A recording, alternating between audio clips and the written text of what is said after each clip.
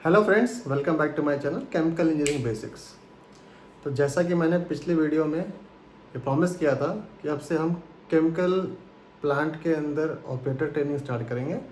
तो सबसे पहले हम स्टार्ट करेंगे बेसिक केमिस्ट्री से, जो कि बिल्डिंग ब्लॉक है या आपके दिमाग में ये चीज़ें रहनी चाहिए, जो कि बेसिकली आपको केमिकल प्लांट के थोड़ा और नज़दीक लेके जाता है।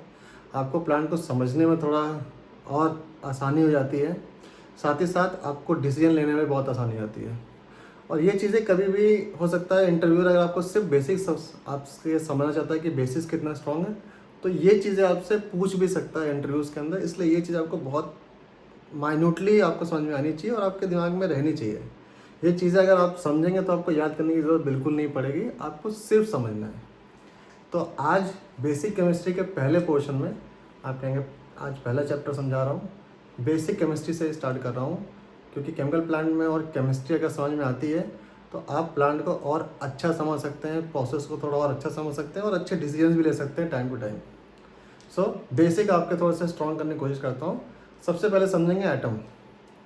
एटम क्या होता है, क्योंकि एटम से ही सब चीज़ बना है। तो सबसे पहले एटम समझेंगे। तो एटम के ऊपर बात करते हैं।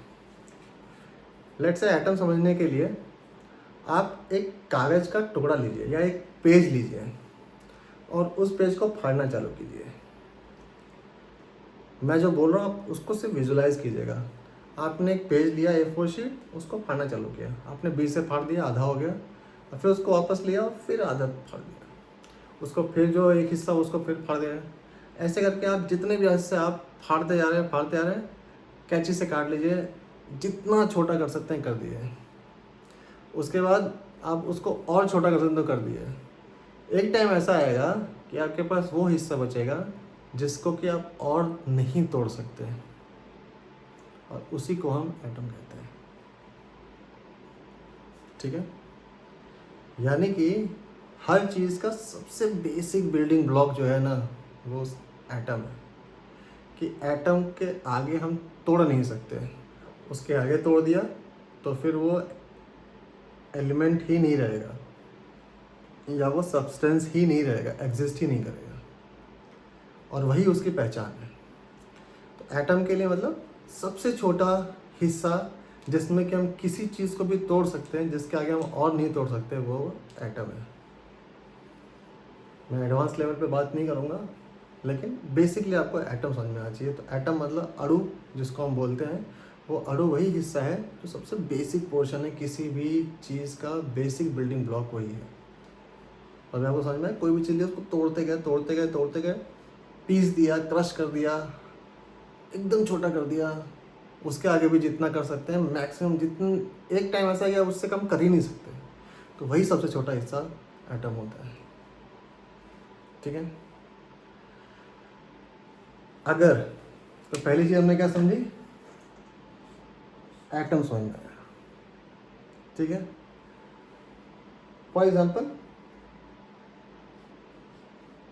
हाइड्रोजन का एटम आपने सुना होगा, नाइट्रोजन का एटम सुना होगा, क्लोरीन का एटम सुना होगा। जितने भी एलिमेंट आपने सुने हैं आज तक, वो सब अपने अपने एटम से मिलकर बने हैं, और सबके एटम अलग अलग है, कन्फिग्रेशन सबका अलग अलग है, लेकिन है वो एक ही जैसा है।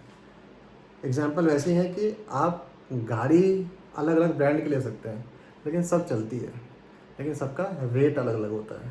तो वैसे सब गाड़ियाँ ही हैं, लेकिन सबका रेट अलग अलग है। तो यहाँ पे भी सब एलिमेंट अलग अलग है, लेकिन सबका एटम एक जैसा है। छोटे छोटे स्पेसिफिकेशन सबके अलग अलग है। वह स्पेसिफिकेशंस क्या अलग है, वो जब थोड़ा सा और डिटेल में आगे बढ़ेंगे, एटम्स के ऊपर और डिटेल डिस्कस करेंगे अगले वीडियो में, तब समझेंगे।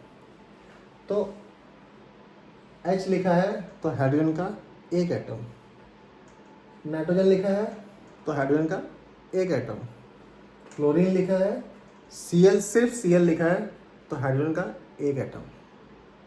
ठीक, अगर कोई भी चीज़ सिर्फ एक ही टाइप के एटम से मिलके बनी है, सिर्फ एक ही टाइप के एटम से मिलके बनी है, तो वो बनाता है एलिमेंट। ठीक है, मतलब अगर आपने हाइड्रोजन लिया तो उसके अंदर आपको सिर्फ और सिर्फ हाइड्रोजन के ही एटम मिलेंगे। आपने नाइट्रोजन लिया तो उसमें सिर्फ नाइट्रोजन के ही एटम मिलेंगे। आपने क्लोरीन लिया तो सिर्फ क्लोरीन के ही एटम मिलेंगे। ठीक है, तो एलिमेंट किससे बनता है? एक ही टाइप के एटम से। ठीक, और अगर किसी चीज के अंदर एक से ज़्यादा टाइप के एटम हैं और वो स्टेबल है, स्टेबल फॉर्म में एग्जिस्ट करता है, तो वो क्या है? कंपाउंड है। जैसे हमने पानी की बात करते हैं, तो पानी के अंदर क्या है? हाइड्रोजन जो कि एक एलिमेंट है, ऑक्सीजन जो कि एक अलग एलिमेंट है। तो दो अलग अलग एलिमेंट हो गए। इन दोनों के मिल करके एक नई चीज़ बन रही है जिसमें दो अलग अलग टाइप के एटम हैं। तो ये क्या बना? कंपाउंड बना। ठीक है,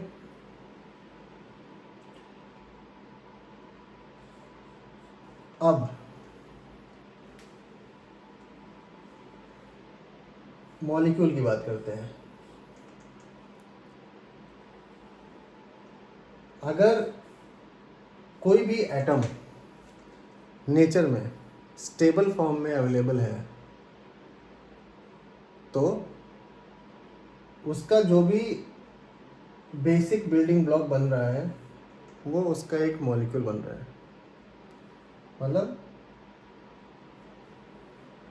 ये वाटर है, तो वाटर का जो एक मॉलिक्यूल रहेगा उसमें दो अलग अलग टाइप के एटम है, लेकिन जो मिल के जो एक बना, एक बेसिक बिल्डिंग बना, वो क्या बना? उसका एक मॉलिक्यूल बना।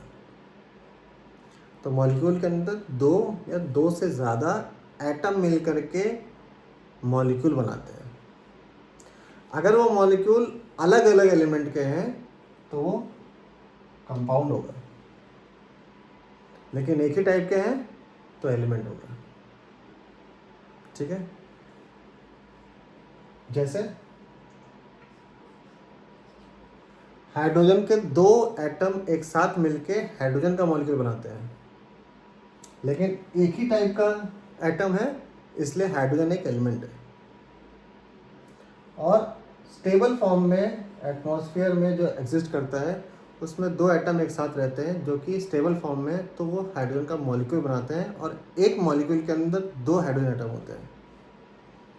ठीक, ऐसे ही क्लोरीन भी लिखा जाता है तो Cl2 लिखा जाता है, यानी कि क्लोरीन के मॉलिक्यूल के अंदर दो क्लोरीन के एटम हैं जो साथ में रहते हैं।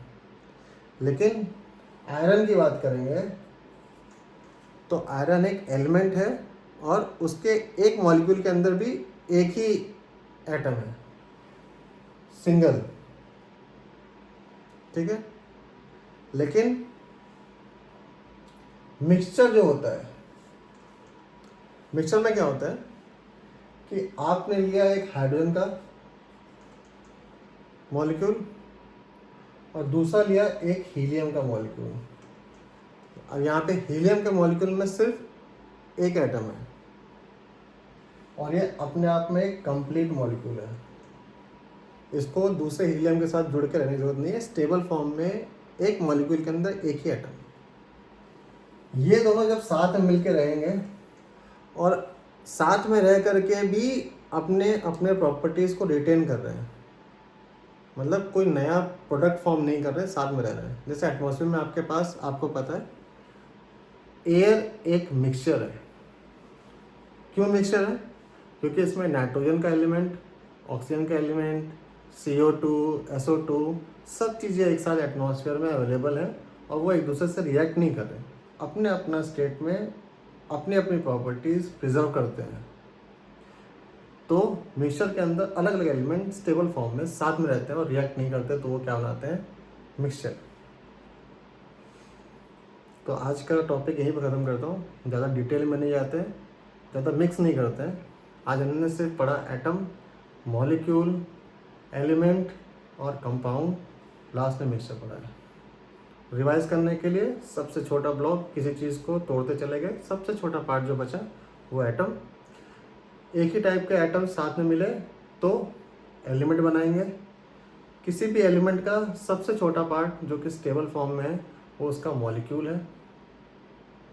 ठीक, मॉलिक्यूल कंपाउंड का भी हो सकता है, लेकिन कंपाउंड के अंदर दो या दो से ज़्यादा एटम्स अलग अलग एलिमेंट के मिलेंगे स्टेबल फॉर्म में, और मिक्सचर के अंदर अलग अलग एलिमेंट साथ में मिलेंगे लेकिन एलिमेंट फॉर्म में ही रहेंगे, रिएक्ट करके कोई नई चीज़ नहीं बनाएंगे।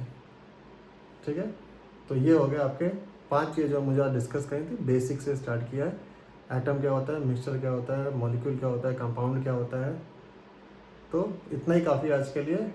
आगे बढ़ेंगे नेक्स्ट वीडियो में, जहाँ पे हम थोड़ा डिटेल में अब एटम के अंदर घुसेंगे, एटम के अंदर क्या क्या है। और धीरे धीरे आपको समझ में आया कि मैं ये बेसिक आपको क्यों समझाने की कोशिश कर रहा हूँ और आपको ये समझना क्यों चाहिए, क्योंकि कुछ ऐसे ऐसे वर्ड्स हैं जो केमिकल इंडस्ट्री में आप रेगुलर पढ़ेंगे भी, समझेंगे भी, सुनेंगे भी। तब तक के लिए थैंक यू।